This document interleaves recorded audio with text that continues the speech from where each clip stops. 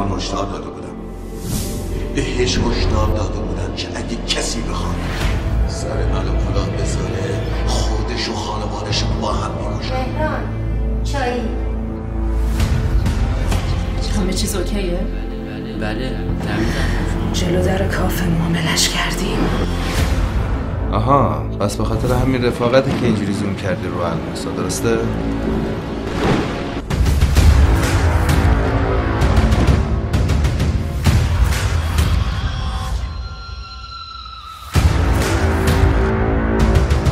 تنها کسی که میشه نوادگر خودت.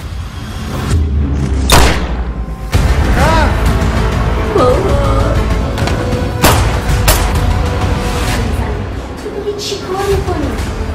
اگه همکاراتم چرا به موبایلت زنگ نمیزنن؟ هم دارم به خونه تماس میگیرم. مهداد